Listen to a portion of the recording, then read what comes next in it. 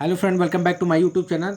Friends, आज बहुत ही बड़ी अपडेट आई है। मैं बता देता हूं आपको, जो वन रक्षक की सीधी भर्ती की पद हेतु विज्ञापन जारी कर दिया गया है। इसमें टोटल कुल पद कितने हैं, इसका सिलेबस क्या होगा, है कौन से लोग क्या बोलते हैं इसमें भर सकते हैं, कि योग्यता क्या है, ये सभी इस वीडियो के माध्यम से बताऊंगा। तो चलिए स्टार्ट करते हैं। तो आपने मेरे चैनल को सब्सक्राइब नहीं किया होगा तो चैनल को सब्सक्राइब कर दीजिएगा, बेल आइकन जरूर दबाइएगा, ताकि पल पल में ये नोटिफिकेशन के बारे में आपको जानकारी मिल सके। तो देखिए, जो छत्तीसगढ़ के मूल निवासी हैं, इसमें आप देख लीजिए, छत्तीसगढ़ के जो मूल निवासी है उसका आवेदन ऑनलाइन जो है 12/12 यानी 12 दिसंबर से स्टार्ट होगा। 12 दिसंबर से स्टार्ट होगा और 31 दिसंबर लास्ट डेट है। 31 दिसंबर क्या है, लास्ट डेट है। और इसकी जो विभागीय वेबसाइट पे जाके आप देख लीजिए, www.cgforest.com में आप जाके इसमें आवेदन कर सकते हैं। तो उसके बाद आपको बता दूं कि ये जो विज्ञापन ऑनलाइन आवेदन के द्वारा ही स्वीकार किया जाएगा। ये आप अगर डाक से भर के भेजेंगे तो ये स्वीकार नहीं किया जाएगा, तो ऑनलाइन ही स्वीकार किया जाएगा। इसके बाद आपको बता देता हूँ कि इसका शुल्क कितना होगा। तो देखिए, जो एसटी, एससी और ओबीसी कैटेगरी है, एसटी, एससी और ओबीसी कैटेगरी है, उनका क्या होगा, 250 रुपया उनके लिए आवेदन फीस होगा। और बाकी से सभी श्रेणी यानी जो जनरल कैटेगरी है उनके लिए 350 रुपया निर्धारित किया गया। कैसे 350 रुपया निर्धारित किया गया है। इसके बाद मैं आपको बता देता हूं, इसमें बहुत बड़ी अपडेट, इसको ध्यान से देखिएगा कि इन पदों पर इसमें क्या किया गया है। बस्तर संभाग यानी बस्तर संभाग के जो 7 जिले हैं, बस्तर, सुकमा, बीजापुर, दंतेवाड़ा, उत्तर बस्तर, कांकेर और कोंडागांव और नारायणपुर, और सरगुजा संभाग में सरगुजा, कोरिया, जसपुर, सूरजपुर, बलरामपुर और मनेन्द्रगढ़, इसके अंतर्गत जिले एवं कोरबा जिले के अंतर्गत आने वाले कार्यालयों और वन मंडलों के रिक्त पदों को केवल उसी जिले के स्थानीय निवासियों के द्वारा ही पात्र होंगे। यानी ये जितने ज़िले के मैं आपको नाम बता रहा हूँ, ये सब जिले के उसी ज़िले के स्थानीय निवासी ही भर सकेंगे।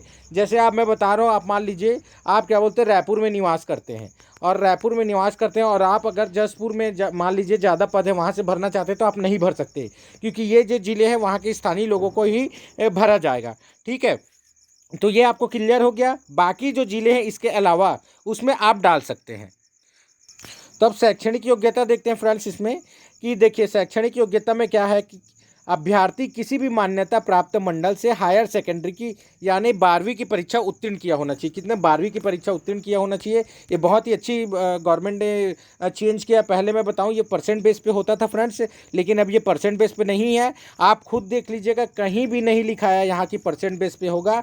यहाँ पर क्या है कि 12वीं बेस पे और हायर सेकेंडरी से किसी भी विषय में देख लीजिए उत्तीर्ण होना चाहिए। ये नहीं कि वो साइंस का होना चाहिए या आर्ट्स का होना चाहिए, साइंस का होना चाहिए या फिर क्या बोलते हैं मैथ्स का होना चाहिए, ऐसे कहीं भी नहीं दिया है। तो अभी तक के मैं बता दूं आपको कि किसी भी विषय का आदमी इसमें डाल सकता है, जैसे आर्ट्स और कॉमर्स वाले भी डाल सकते हैं। अब आयु के बारे में देख लेते हैं। तो देखिए, अपना आयु का गणना जो है ना, आप 1/1/2022 यानी 1 जनवरी 2022 से करिएगा। अगर आप 18 वर्ष से कम है और 40 वर्ष से अधिक है तो आप इसमें नहीं भर सकते। जो 18 वर्ष तथा 40 वर्ष के बीच में है ना, वो इसको भर सकता है। ठीक है, अब उसके द्वारा जो छूट दिया गया है मैं आपको बता देता हूँ कि जो छत्तीसगढ़ के स्थानीय निवासी हैं उनकी अधिकतम आयु 35 वर्ष के है ना। अधिकतम आयु क्या है, 35 वर्ष दिनांक इतने इतने के लिए 5 वर्ष की छूट प्रदान की गई है। ठीक है, 5 वर्ष की छूट प्रदान की गई है। उसमें जो एसटी, एससी और ओबीसी हैं, एसटी, एससी और ओबीसी कैटेगरी के लोग हैं, उनके लिए भी क्या है, अधिकतम 5 वर्ष की छूट प्रदान की गई है। तो इसी प्रकार, और जो महिला वर्ग के अभ्यर्थी हैं उनको अधिकतम 10 वर्ष की छूट प्रदान की गई है। लेकिन मैं आपको बता दूं, ये पूरे छूट होने के बाद भी क्या है, आपको 40 वर्ष से अधिक नहीं होना चाहिए। क्या है, 40 वर्ष से कम होना चाहिए। ठीक है, तो ये मैं आयु के बारे में बता दिया फ्रेंड्स आपको। अब जो गवर्नमेंट कर्मचारी हैं, देखिए यहाँ पर जो शासकीय सेवक है उनके लिए भी क्या है कि अधिक सेवा, मैं आपको बता देता हूँ। जो गवर्नमेंट कर्मचारी, तो आपको बता दूं उनको लिए भी क्या है, जो गवर्नमेंट कर्मचारी है उनके लिए भी 3 वर्ष की छूट दी गई है। और जो देखिए, राजीव गांधी पार्टी पुरस्कार और गुंडाधुर सम्मान या महाराजा प्रवीण चंद्र भंज जो पुरस्कार पाए हैं, सम्मानित हुए हैं, भी 5 वर्ष की छूट दी गई है। तो इसी प्रकार, और जो नगर सेवा की कालावधि के लिए उच्चतर में 8 वर्ष की, जो 8 वर्ष तक के क्या कर चुके हैं, जो सर्विस किए गए हैं, उनकी भी आयु 38 वर्ष यानी 3 वर्ष की उन्हें भी छूट दी गई है। ठीक है, तो ये हो गई आयु के संबंध में। मैंने आपको शैक्षणिक योग्यता बता दिया। आगे मैं आपको बताऊंगा कि टोटल कितने पद है। इसमें एक चीज़ और इम्पॉर्टेंट जा रही है, वो मैं आपको बता देता हूँ फ्रेंड्स, इम्पॉर्टेंट इन्फॉर्मेशन, कि आप देखिए, अगर मान लीजिए आप गवर्नमेंट जॉब में हैं और एसटी वाले हैं में, और आप बोलेंगे कि मेरे को क्या बोलते दोनों का फ़ायदा मिल जाए, तो दोनों का फ़ायदा मिला के आपको क्या बोलते नहीं मिलेगा, यानी 45 वर्ष से अधिक नहीं होना चाहिए। ठीक है, इसमें आयु का जो मैं बता दूँ, आयु का जो जन्म प्रमाण पत्र वो है वो 10वीं के आधार पर किया जाएगा, 10वीं के आधार पर। एक चीज़ और बता देता हूँ आपको, ये बहुत इंपॉर्टेंट है, क्योंकि इससे पहले कई जन मेरे को कॉमेंट में, मैं वीडियो डाला था तो पूछ ली, मेरे को कॉमेंट में किए, आप जो 10वीं के मार्कशीट के हिसाब से जो भी आपका नाम होगा या सरनेम होगा या पापा का नाम होगा ना, उसी के हिसाब से फॉर्म भरिएगा, और बाकी अपना जो आधार कार्ड में या आइडेंटिफिकेशन में जो भी का है उसके हिसाब से मत भरिएगा, आप अपने 10वीं के मार्कशीट के हिसाब से भरिएगा। ठीक है, क्योंकि ये एग्ज़ाम में 10वीं के मार्कशीट के हिसाब से ही पहले प्राथमिकता दी जाती है।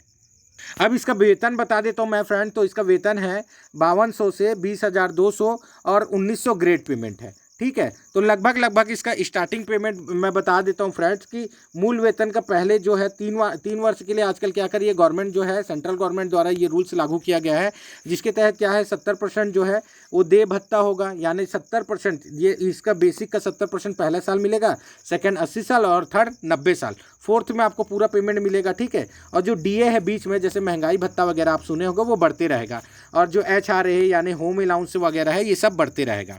तो अब इसकी शारीरिक अर्हता मैं बता देता हूँ आपको कि शारीरिक अर्हता में सबसे पहले क्या है कि अनुसूचित जनजाति हेतु यानी ST वर्ग के लोग जो है उनके लिए पुरुष अभ्यर्थी के लिए 152 सेंटीमीटर है, और महिला अभ्यर्थी के लिए क्या है 145 सेंटीमीटर है। उसके बाद अन्य यानी बाकी सब ST के अलावा बाकी सब जितने भी जन है ना, उनके लिए क्या है 163 सेंटीमीटर और महिला के लिए 150 सेंटीमीटर। ठीक है, तो आपको ये हाइट का क्लियर हो गया।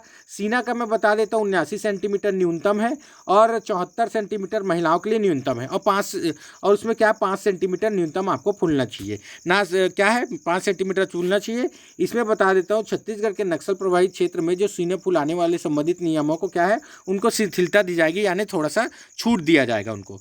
अब चयन प्रक्रिया में देख लेते हैं कि सबसे पहले क्या होगा, तो देख लीजिए, मैं आपको बता देता हूं कि इसमें स्पष्ट रूप से लिखा है कि अभ्यर्थी को ये जो सीना और नाप झोंक, यानी नाप झोंक जो होगा ना, नाप झोंक के बाद में जो अभ्यर्थी सफल होंगे तो उनको क्या है शारीरिक दक्षता के लिए बुलाया जाएगा, यानी फिजिकल के लिए बुलाया जाएगा। और फिजिकल में टोटल कितने होंगे फ्रेंड्स, तो फिजिकल में टोटल 100 अंक का फिजिकल होगा, जिसमें मैं आपको बता देता हूं कि 200 मीटर की दौड़ जो है 25 अंक की होगी, 800 मीटर की दौड़ 25 अंक की होगी, लंबी कूद 25 अंक का होगा, और गोला फेंक 25 अंक का, तो टोटल कितना 100 अंक का होगा, टोटल कितना 100 अंक का होगा।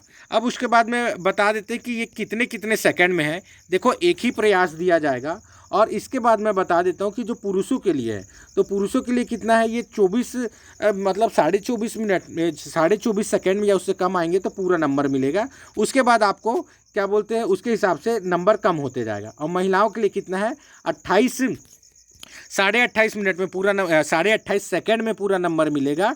उससे कम लाएंगे तो, या और उससे अधिक लाएंगे तो आपको इसके हिसाब से, इसके देखिए यहाँ पर इसके हिसाब से नंबर मिलेगा। ठीक है, तो उसके बाद और मैं अपडेट देता हूँ फ्रेंड्स इसकी। तो इसका फिजिकल में 800 मीटर में देख लीजिए, 800 मीटर में भी एक प्रयास दिया जाएगा, 2 मिनट 10 सेकंड में पूरा नंबर मिलेगा, और उसके बाद अगर कम आते जाएंगे तो नंबर डिवाइड किया गया है। ठीक है, 5 नंबर आपका कम करते गया है। उसके बाद 10 सेकंड में, फिर 15 सेकंड में। तो उसी तरह क्या है 3 मिनट में लड़कियों का है, और 5 सेकंड कम किया गया है। लंबी कूद में 5.5 मीटर है, और लंबी कूद में महिलाओं के लिए 4.25 मीटर है। ठीक है, तो उसके बाद आपका नंबर कम किया जाएगा, है ना। अब गोला फेंक में क्या है 3 प्रयास दिया जाएगा। देखिए, मैं बता दूं, दौड़ में सिर्फ आपको क्या है एक प्रयास दिया जाएगा, लेकिन लंबी कूद और गोला फेंक में क्या है 3 प्रयास दिया जाएगा। और गोले का वजन जो है देखिए 7.62 kg का होगा। ठीक है, गोला जो है 7.62 kg का होगा, और उसके बाद महिलाओं के 4 किलो का होगा। 9 मीटर गोला फेंकना पड़ेगा आपको, और इसमें 8 मीटर। ये पूरे नंबर का बता रहा हूँ फ्रेंड्स, अगर आप इससे कम आता है तो कम नंबर मिलेगा आपको। ठीक है, तो ये जो है, अब इसके बाद बता देता हूँ कि इसमें जो शारीरिक दक्षता परीक्षा में कुल 60 अंक प्रतिशत, यानी 60%, मान लीजिए 100 का है तो जनरल कैटेगरी वाले 60 अंक लाएंगे तो उन्हें क्वालिफाई माना जाएगा, और ST और जो ST SC और OBC है वो 50% लाएंगे तो उन्हें क्या माना जाएगा, उन्हें क्वालिफाई माना जाएगा। अगर इससे कम नंबर आप लाते तो आपको फेल माना जाएगा, और रिटर्न में यानी लिखित परीक्षा में आपको बैठने नहीं दिया जाएगा। अब लिखित परीक्षा का देख लेते हैं फ्रेंड्स, आप उनको क्या डिटेल्स दिया गया है लिखित परीक्षा में। तो लिखित परीक्षा में जो है शारीरिक दक्षता के परिणाम के स्वरूप क्या किया जाएगा, मेरिट सूची तैयार की जाएगी, और उसके आधार पर मैंने आपको बताया 15 गुना लोगों को लिखित परीक्षा में बुलाया जाएगा। जैसे 15 गुना, एक एग्जाम्पल बता देता हूँ आपको कि आपका पद है, मान लीजिए 20 पद है, तो 15 गुना लोगों को क्या बुलाया जाएगा, यानी 15 गुना लोगों को यानी 300 लोगों को बुलाया जाएगा। एक एग्जाम्पल बता रहा हूँ मैं, इसी के हिसाब से आप क्या कर सकते हैं, 15 गुना निकाल सकते हैं। ठीक है, लिखित परीक्षा में कुल 100 अंक होगी तथा इसकी अवधि कितने, 2 घंटे की होगी। तो लिखित परीक्षा कितने 100 अंक की होगी और इसकी अवधि 2 घंटे की होगी। इसमें देखिए सामान्य बुद्धि, सामान्य ज्ञान हो गया, सामान्य ज्ञान हो गया, बुद्धि क्षमता हो गई, विश्लेषण क्षमता हो गई, अंक गणित के प्रश्न पूछे जाएंगे जो वस्तुनिष्ठ प्रकार के होंगे। देखिए मैं आपको पहले ही बता देता हूँ, ये जो पूरा क्वेश्चन होगा, ये 100 नंबर का जो क्वेश्चन होगा वो वस्तुनिष्ठ प्रकार का होगा। और 2 वस्तुनिष्ठ मतलब मल्टीपल चॉइस क्वेश्चन होते हैं फ्रेंड्स, जिसमें ऑप्शन देते हैं ना, ABCD करके क्वेश्चन दिया रहेगा, उस प्रकार के होंगे। इसमें माइनस मार्किंग का कहीं उल्लेख नहीं किया गया है, तो माइनस मार्किंग नहीं होगा फ्रेंड्स। एक चीज़ याद रखिएगा कि माइनस मार्किंग नहीं होगा। आप अगर बोलेंगे कि सर बुक बताइए, तैयारी कैसे करना है, तो मैं अगले वीडियो में बता दूंगा। इस वीडियो में बताऊंगा तो बहुत ज़्यादा लंबा हो जाएगा फ्रेंड्स। तो चलिए अब अगला देखते हैं अपन।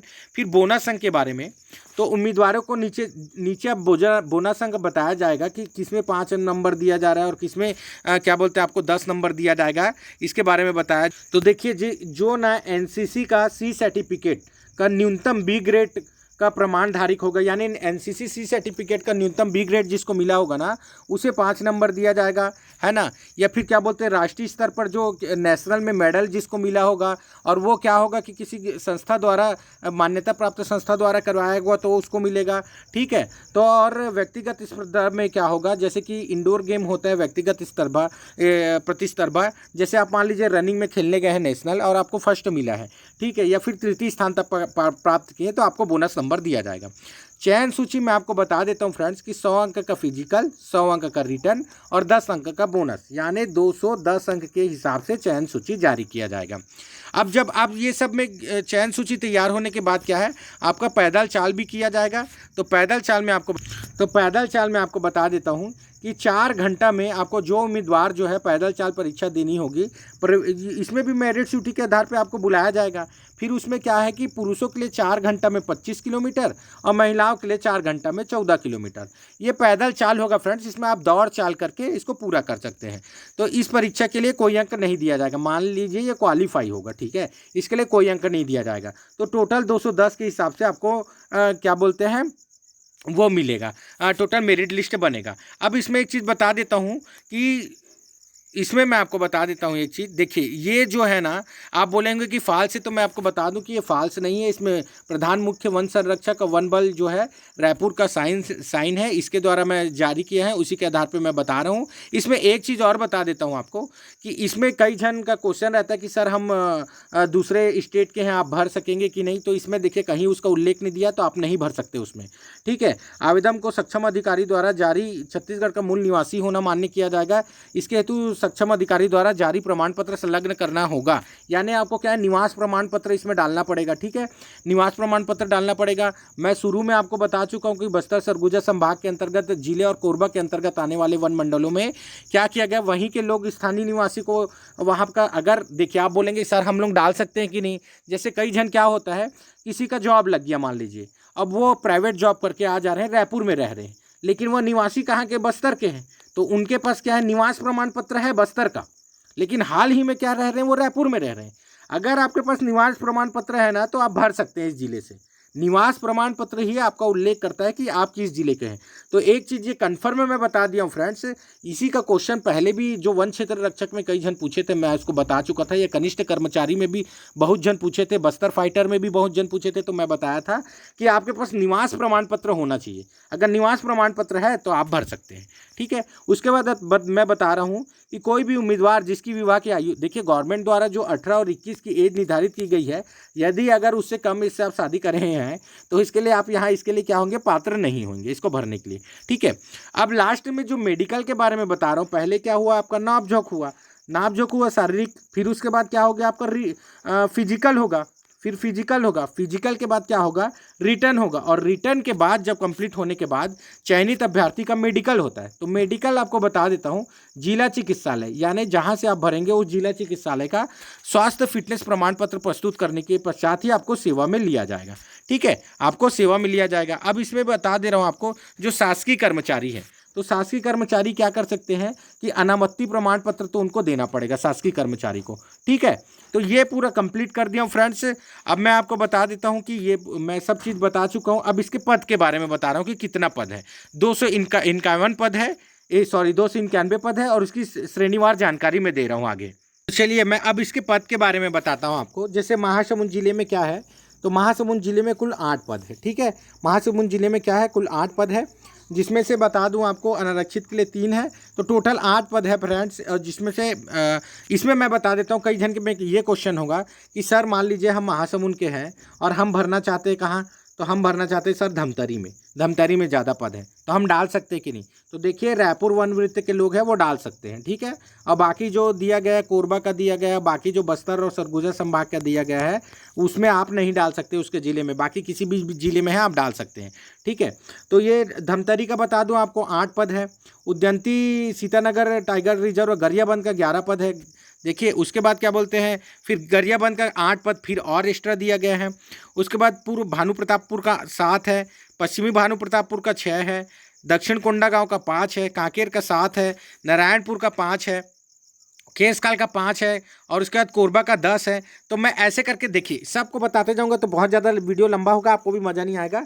मैं आपको बता देता हूँ, मैं इसका जो डिटेल्स है अपने टेलीग्राम में डाल दिया हूँ। एमजे क्लासेस स्टडी करके आप इस टेलीग्राम में आप और इसका लिंक भी दे दिया हूँ, वहाँ से आप जाके PDF प्राप्त कर सकते हैं। या अगर लिंक नहीं खुल रहा होगा तो एमजे क्लासेस स्टडी करके सर्च कर लीजिएगा, वो मेरा टेलीग्राम चैनल आ जाएगा। ठीक है, तो वीडियो अगर अच्छा लगा होगा तो शेयर जरूर कीजिएगा फ्रेंड। थैंक यू, धन्यवाद, जय हिंद।